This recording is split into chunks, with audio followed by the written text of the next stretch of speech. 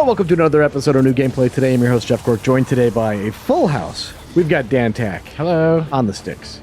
That's Kim me. Wallace. Hey. In the chair. That is a massive axe.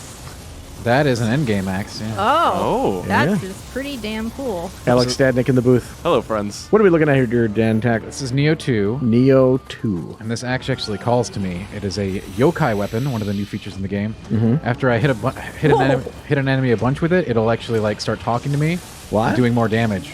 Oh. Does it whisper sweet nothings? It does. Oh. So this is a very farmable submission, which is essentially sort of a boss rush. You fight a couple of bosses that you've previously beaten in the game. Mm-hmm. And it's a lot harder than I'm making it look, but not only have I memorized all the boss's patterns, but I've got massively overgeared for it. This game is not just sort of a Souls-like kind of thing, but it has those elements. But there's a huge gear component and ability component to it as well. Okay. So you're constantly working those up over the course of the game. So when is this thing going to start talking to you? Probably might not even hit it this fight. Really? It requires quite a bit of cutting. Oh, okay. Ah, I see.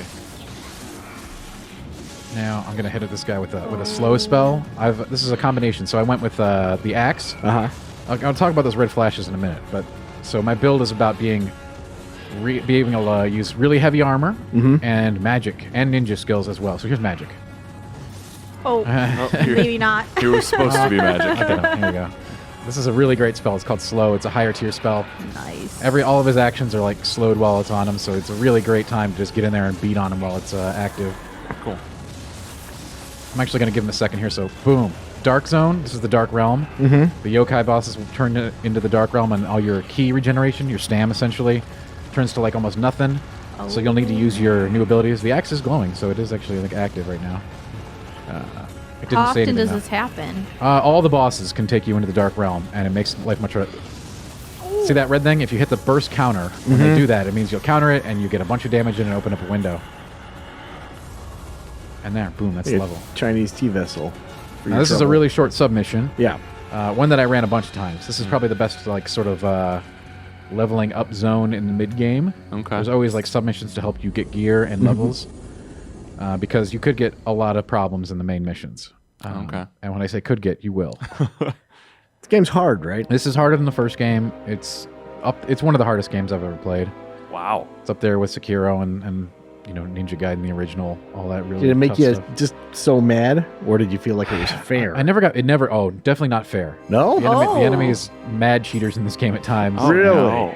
But the gear components and the set components, they make you the equalizer because you can always grind out more levels or more skills or more gear. So how are they cheating? They just use abilities that even if you try to time your counter right, you might not. If the timing is not perfect, you'll still get hit, and those abilities that you have to time, you'll die. Okay. So here's a submission I haven't done. Let's just try. Let's do it. Let's do it. A mysterious shadow. Okay. It should be man. should be very easy because I'm overleveled for this by a lot. I don't know. You don't know what you're in for. You haven't done it. I don't. Sounds like Famous last words, right? That's what happens with Nioh. It should be okay. But yeah, there's lots of BS. There's enemies that fall from ceilings. There's enemies that knock you off cliffs. There's enemies that use moves that just kill you. In fact, most enemies in this game can kill you in one attack combo if you're not paying attention. Yeah. Now, obviously, that may not be the case today on this because like I said, I'm really big for this area. But I'm still at risk for death. That is definitely a true statement. Is there a big penalty? Oh, see that the Cyclops thing that can kill me. Okay. No Wow. problem. Okay. Yokai are very dangerous, but humans are dangerous too. Humans I've always are said that. humans are a little easier for my build because I'm using the axe and that depletes their depletes their stam very easily. So I can break their blocking if they try to like block my attacks and then just destroy them. Yeah. Yokai typically don't have any reflexes. So if you hit them, they don't care. But I know how to take these guys down.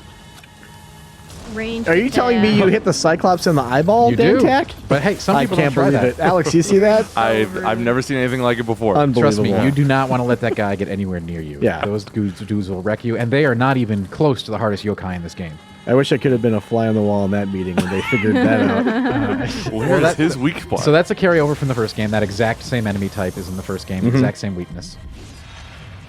Oh, Now you can see a human will be broken quite easily against me. good grief. And then my build, like I said, my build is all about depleting their ki or stam, and then getting a big grapple or grab on them to finish them off. Yeah. Is there an official? Is it Ki or Chi? I've heard it both ways. You know, it's called Ki. I don't know what it actually. I don't know how to pronounce it. Okay. Yeah. You're asking the hard questions, Alex. I like that. I tend to do those. Now, Kim, you played this at TGS, correct? Yes. What did you think of it then? What are you liking? What you're seeing now? Disliking? Yeah, I thought it was hard, which is pretty much the takeaway people have. But I really like the hatchets. The twin hatchets, yeah. Yeah, the twin hatchets were a new weapon, and that was really awesome.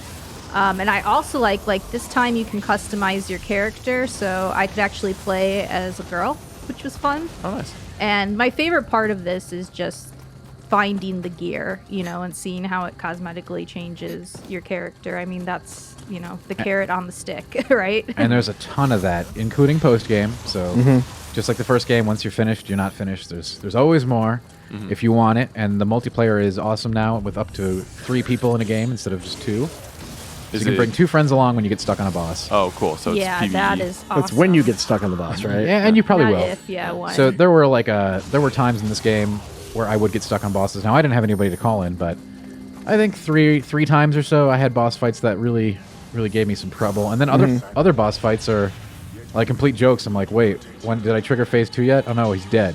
Yeah. Like, wow, what happened? This is an unenviable position that you're in, reviewing something like this, because you can't go on forums if you're stuck. Right.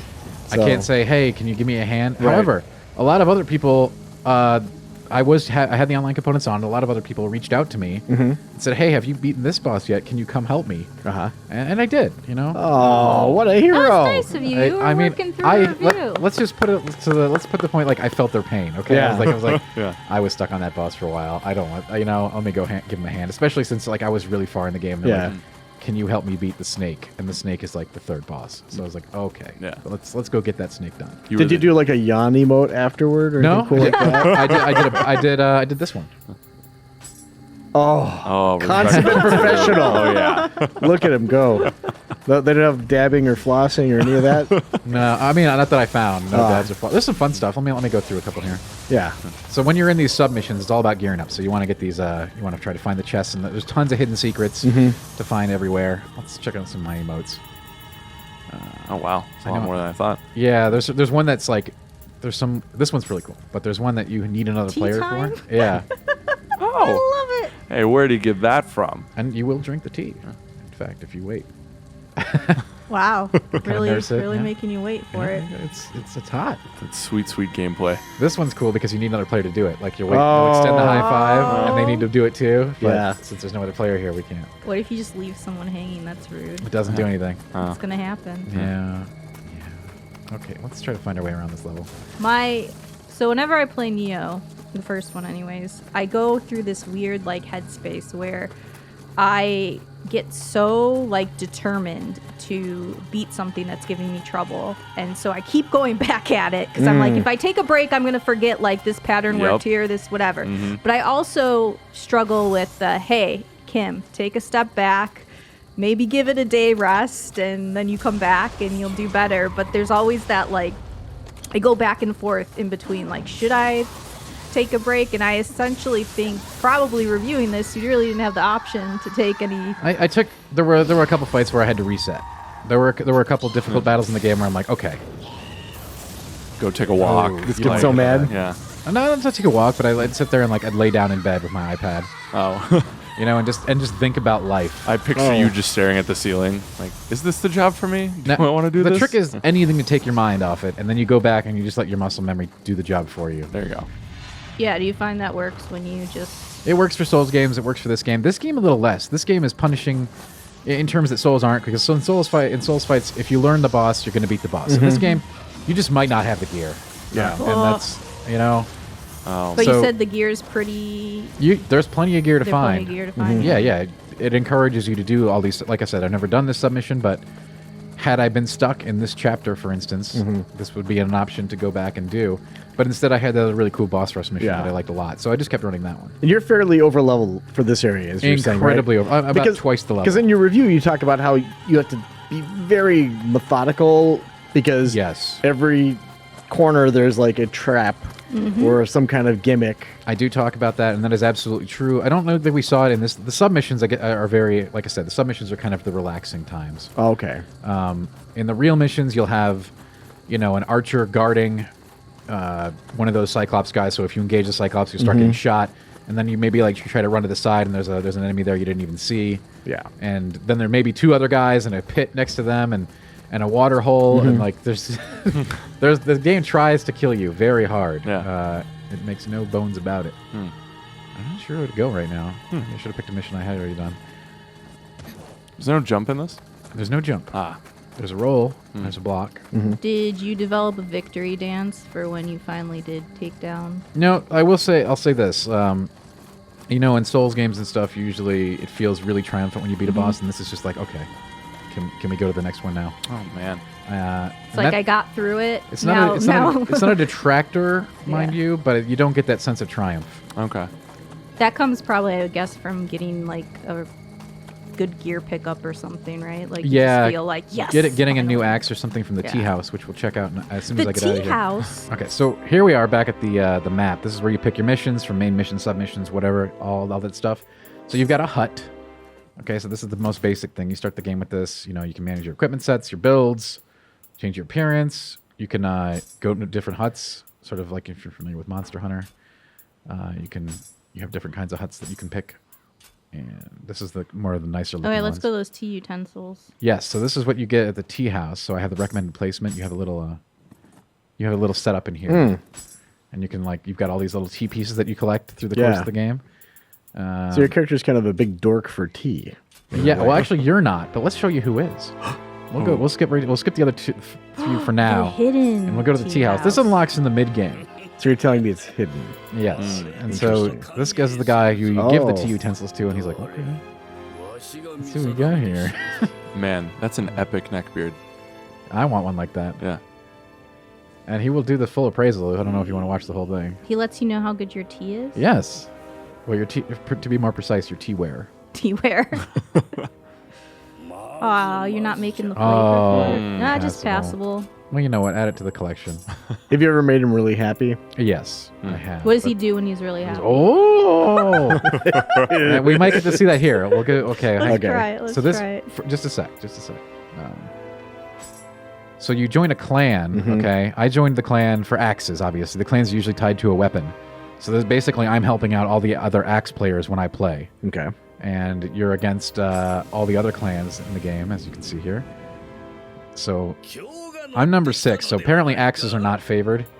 These guys, I don't know what their bonus is. We could go look, but they're the hottest ones out there right now. They got lots more members. In fact, my clan has very few members, but we're still 6th place. There you go. So hey, axe users unite. Is it just based off of weapon type, or is there? There are other things than weapons you can pick, but it's mainly if you're using this weapon, you want to be in this clan. Cool. It's pretty much that simple. So this is where you can trade all your glory points. You get glory by helping other players, joining other players' games, and fighting revenants.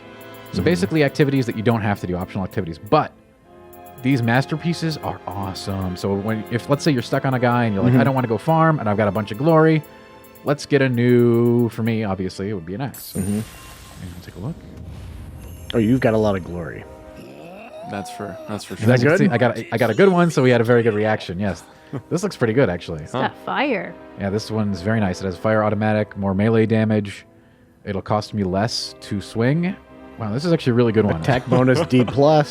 That's cool. And so you can just do this. You can go through here. I spent probably 25k glory over the course of the game to accumulate new gear. And there's all kinds of stuff. Like you can get headpieces. He liked that one. There you go. Yeah. That's a really good piece. Yeah. It wasn't for me because I don't have the stats. That was like for my dexterous character. Okay. But it was still a really good piece, and you can still do stuff with the stuff that you don't want. You trade it in for experience and extra items. So the tea house is great. Here's the shrine. Oh God, what can we not? The shrine is where you do everything. You can access these in the levels. You can level up. You make offerings to the little kodamas. That's where we'll take all the gear that we don't use and give it back to them. This is where you ready your magic and ninja skills. That's where you claim DLC items. This was what you'll use in a mission. You'll put a couple of cups down to try to get someone to come help you. These are soul cores. So these are new. You get these off killing yokai. They have a pretty low drop rate at first, but you can enhance that drop rate, and I'll show you how in a minute. So these are pretty extensive. So you have you've got guardian spirits, and you can attune soul cores to the spirits, and you'll get the enemy's move basically. Like you saw that woman who yelled at us in the last map. We can get that yell. We can use that ability. That's what I really thought was cool at TGS when they were talking about it. And so you can choose from a huge variety of these abilities, and as you can see, these all have various other effects, like a weapon, like active skill damage, item drop rate, all kinds of stuff. So you can make a crazy guardian spirit by attuning various soul cores, and you can use these to make your other soul cores better. And you can use the resting rights, to sack all your to trade in all your soul cores for more skill points, and I'll show you that in a minute. Cool. I really like the animation style with that. That's cool. Let's go to the next thing. The blacksmith. This should be very familiar to anyone who played the first game. Basically the exact same blacksmith. You can make new stuff. You can buy new stuff. Let's see if she's got any special deals, special finds. She doesn't have anything good, but sometimes she will. Does her eye patch have a bunch of holes in it? Yeah, it's look cool, doesn't it? Doesn't it kind of defeat the purpose? So you'll find different smithing texts in here to get new options to make stuff. The soul match is good. Like, let's say you have a really awesome low level item that you've been using for a long time, but it's just too weak level wise. So you can use a new item you find to up it to that eye level, essentially. Refashion is pretty obvious. Tempering. This is really important. Oh gosh. So it seems like there's a lot going on here. So How's the onboarding? Oh, God, there is none. Really? They really expect a lot of the player in this game, and I think that's fine. This is like there's almost no story to speak of. There are some really interesting and fun Easter eggs for players who played the first game, but in general, the story is incomprehensible, and it's all systems and mechanics. So for a guy like me, you're gonna love that. It's like just let's get in and play. So I could change any of these aspects of my axe to something different. Like, I don't want to because I have this axe exactly as I want it right now. So, as you can see, it's all about using high attacks, strong attacks, breaking the enemy, and imbuing them with corruption, which is that yokai talking to you kind of thing I talked about. But you can make all your weapons in a lot of ways. The remodeling, I never did the side mission to unlock remodeling, apparently, and that's fine. As you spend your money here, you'll get these discounts with her. Oh, additional special finds. Very nice. And you'll just do that through the course of the game based on how much you spend here. I didn't use the blacksmith as much as I did in the first game. I relied on the hidden tea house quite a bit. The dojo, very important. This is where you will do all kinds of training missions that will give you skill points, special skills, special abilities, a lot of stuff. Torii Gate is where you're going to go to play with other players. This thing I can't show you. Oh. Dun dun dun. That one we can't show you yet. Let's see, what did I want to say? The skills, yes. So you're going to get tons of skills over the course of the game. So this shiftling thing, this is your yokai stuff. Unlike the first game, you actually have a yokai living inside you. That's how you get to use these yokai abilities. This whole tree is dedicated to that, and by eating soul cores, you'll up your skill points in this tree. This tree is extremely strong. Wow. This tree gives you lots of skills that apply only within the Dark Realm. So at the beginning of the game, when you're in the Dark Realm and a boss puts it up, you're basically dead in the water. You can't roll, you can't fight, you can't block. Through many, many points into this tree, you can make it so that the Dark Realm could actually tilt the scales in your favor. Really? Eventually you learn to embrace that inner demon, and really just, you are on par with the enemy getting an advantage on that field. So that takes a long time, by the way. And of course, you have different trees for all these weapons and ninja skills and magic. I embraced both of these a little bit during this playthrough. I think most people will. The ninja stuff gives you a huge advantage. You can make poisons and traps. Magic, that slow spell, is a lifesaver. You're gonna love it. Works on most bosses. How you have to put a bunch of points in magic to make it effective and last long enough. But there's other good stuff in magic too. Even if you're just getting like talismans to either put fire on your weapon, lightning on your weapon, water on your weapon, etc. Cool. So you talked on the story is not necessarily the draw of this, but so for that reason you don't have to play Nioh 1, but would you say newcomers to this series should play the first one to get the systems down, or just go straight into 2? Because this game uses like those things I've been talking about, the burst counter, the yokai. These are all things that will mess up veterans, which is great. But if you just learn the systems as they are, I think that's a great way to do things. Okay. And again, for players of the first game, they're going to have some Easter eggs and some callbacks to the first game that they're going to really enjoy. Yeah. So this is the titles. So titles in this game are really good because they actually give you permanent boosts. As you can see my prestige down there, I'm getting like a bunch of all these kind of bonuses because I put points into my titles. So it actually behooves you to use a bunch of different weapons, use a bunch of different magic, use a bunch of different elements. These will all give you more like permanent boosts. Like this one especially, very valuable stuff. More life, more gold earned, more magic power, key recovery speed. All this stuff is really good. And you'll learn those over the course of the game. As you can see over here, as you probably spotted, the Twilight missions are back from the first game. These are just harder versions of missions you've already done. Probably want to bring a friend if you're even level. They have much better rewards, but they are also much harder. Okay. And I think that sums up a quick overview of the functionality. Yeah. For sure. Go kill some stuff. All right, yeah. What do you want to do? We can't go past this act, so we can do something here. Dealer's choice. Yeah, that's the thing.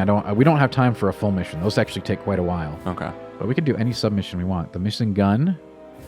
The song of the yokai. Why not? Sounds great. Yeah. As you can see, I didn't do a whole lot of submissions in this chapter because I just did that one. When you find a submission that you like and you're just getting paid out, you just stick with it. And I love the missions that are just, you're going to fight some boss. Okay, great. I love it. I don't have to go anywhere. I don't have to walk anywhere. I don't have to fight traps. So this is the standard shrine you're going to be using within the mission structure. And I can put a cup up just to see if someone joins us. They won't. But You never know. Yeah. Oh, secret word. I don't need that. Okay. Is there a Souls game you'd compare this to, like closely? These games are highly tied to the Souls games, but they add a lot of other RPG elements on top, just like the first game. Yeah. If you like the Souls games, though, this is like, this is going to be your jam, just at the core. I mean, that's... Yeah. But if someone was like super into Bloodborne, but not as much Sekiro, like... It is different. It is different enough. Okay. It sets apart with the other mechanics. It's not... Cool. So if you start with Souls combat and then change everything, that's what you've got. Here's a Revenant. So a guy named Solitude died here. He was killed by that creature we just saw. Now, if I fight him, I can get his gear. So people dying in stages is actually very good for you. Oh. And an excellent way to get gear. So like for me, I typically try to find axe corpses. There weren't a whole lot of them. Not a lot of axe players. Yeah. At least among the press for this. So I'd be hunting down axe tiles. Ooh, it's a ring. Yeah. So what this is going to do is give me life constantly. Oh. Whoa, not safe for work. Yeah. Hey. So now I'm getting a constant buff trickle of extra HP. Cool. Oh, nice. Hot springs are really nice. Most of them are hidden behind big yokai evil guys that you have to find. They're kind of hidden. But if you're near a boss, you can check for but there's some revenants here. I would imagine, though, usually when you fight a Revenant, it's not as easy as you just made it look. It is as easy. Oh, okay. If you're this spec, my spec is specifically designed to break humans, which all revenants are going to be. So it's very easy for me to tackle the AI, the human AI, the human revenant AI, which is just going to try to block my massive incoming damage and then realize, oh wait, I can't do that. I'm going to die if I block. So Yeah. There you go. now these are very dangerous if you let them live, but we won't. You have to really stay on these guys. They do all kinds of really icy, windy stuff. You want to stay engaged. And I just did a burst counter there, but she wasn't using an ability, but it's still a move. You can still burst counter. You're going to want to early on, if you don't know the exact timing of your burst counter, a good strategy is to hit it 3 or 4 times. It'll take all of your anima, but you'll get the counter off. And failure... That will save your life, especially early on in the game, and later too. Failing if getting hit by a move that was supposed to be countered, you're just going to die. Yeah. Now, again, I'm way over leveled. My gear's really awesome, so that won't happen here. In generally, any even level enemy is going to tear you up if you let that hit you. Gotcha. Oh, what is this? Elevator. Oh. Ah! Now, see, that's the norm for Nioh. Yep. Yeah. There is Back so to much of the that. first game. If you ever see an item, there is definitely something hidden guarding it. Yeah. Oh, we're going back up. Just sliced his head off. I mean, Yeah, it's a that's little what he gets for just dropping in like that. Yeah. These guys are one of the first mini bosses in the game you'll fight is one of these guys. These are extremely dangerous. I had used a medallion before the fight that makes it so I prevent a bunch of damage based on my magic power. So that really helps. You won't have access to that early, but this guy is actually like a boss early, and then later on, of course, the regular enemies, and you're just you just have to adapt to it. Yeah. So all things being equal, do you prefer this or Nioh 1? So I prefer this. Yeah. I do. I think they smartly added on to the structure of Nioh 1 with a bunch of new mechanics. Mm-hmm. You know, the burst countering and the Dark Realm, they're fun. They're fun additions that make it so a veteran can't just come in here and just like be like, okay, I know exactly everything's already happening. Yeah. They make you switch up your gameplay. So that's cool. But they are only there to do that, honestly. They don't feel like they add a ton to the game, except screwing up veterans. Which, you know, you can argue that that's a worthy cause. Of course, there's an elevator, you know, a big part of Souls games is getting off of elevators early. Yep. If you don't try to do that, then you're... Oh, no! Well, now we have to go back down. Don't scare us like that. This is why I like the boss rush missions. There's no... None of this nonsense. Yeah, many of the levels are very... there's tons of interlocking. You know, you'll find a door that goes back to the starting shrine many times. And there's all kinds of quirks and whistles and secrets and things to meander around. These submissions aren't generally that intense, but... I never did this one, so... It looks like I made a smart choice there. Now, normally, any of these yokai, I would never be able to kill them so quick. They would be in-depth fights that would be a fight to the death every time. Yeah.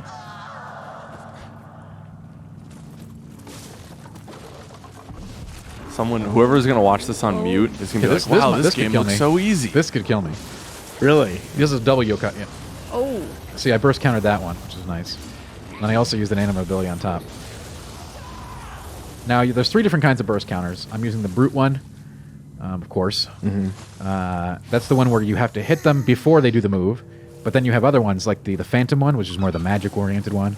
Not really, though. I used a phantom spirit for a lot of the game. That one you have to time it right when the move hits, right when the move connects, instead of...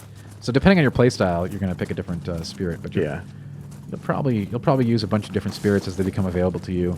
Because the spirit, you'll like get a high-level phantom spirit, and you'll be like, okay, I have to use a phantom now because this one's way better than the one I'm using, so I'll have to learn a new counter. Timing. However, it's pretty easy to adapt. You'll learn how to... Oh, God, oh my gosh, this level has so many of these dudes. These are actually really lethal. They have a very dangerous grab. They can spit fire. They can spit poison. Again, I made it look easy, but normally... We promise you will struggle with them. I do promise that. Yeah. Where are we? What are we doing? So this character we're looking at right now, how much time did you put into this? Oh, 70 to 80 hours. Okay. Wow. So this could be you after 70 hours. Oh, I'm sure most people will do it faster, especially if they use other people. Yeah. And again, some of the boss fights, I'm sure they had some like easy foibles to them that I never figured out. This sounds just like a cocktail for me kicking my TV screen through the No one in here. There's through the nothing in room. here. I mean, it depends what you're looking for. If you're a Souls diehard, you're just gonna eat this up. You're gonna be like, give me more pain. Because this game, I always thought that the Nioh games sort of do this, and this game is no exception. There's see the timing on that? Like I'm like, okay, I know it's wind up. I know exactly when to hit the counter button. I feel like the Nioh games go kind of too far with it. Like they really revel in the player's suffering. Yeah. At times. Oh, here's a really cool thing they added. These little yokai cat that follows you around and like peck your enemies. All right, well now I want it. He is pretty adorable, and he's actually pretty powerful. So it makes all the pain worth it. At the end of the You do day. feel that way. I mean, like I said, it does sort of lack that sense of triumph after a big boss fight, but it does feel satisfying. Growing more powerful feels satisfying. Beating bosses is satisfying. There's some. Oh, cool... I was talking about the little cat being. Oh, worth it. finding the little cat is satisfying.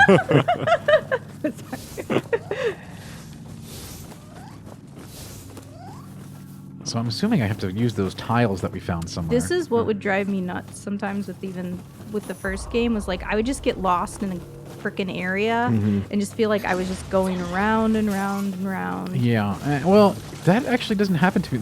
We hit a rare spot today where we ran into this. This is not typical. The one thing that annoys me. And Yeah. Cool. Well, I feel like this is a pretty good look at it there. Yeah, I think so. Dan Tack. Thank you. And when is Good this job. out? This is out on the 13th. On the 13th. Excellent. well, And no, your no, score, your reviews on the site My now? reviews on the site right now. What'd you give it? Well, Cork, could you take a wager? You want to wager a guess? Make this interesting since we just talked about the game for, a little bit? 6.5. Wow. No. It was actually an 8.5. 8.5. Yeah. All right. There it is. You can read that on the site. Please do it and let me know what you think. All right. Thank you so much, everybody. And thanks for watching. Ha ha ha. What a fantastic episode of new gameplay today. Come back every week for fun, informational looks at new releases and early previews of unreleased games. Stay subscribed and I guarantee there will be an episode about Cyberpunk 2077 at some point down the line.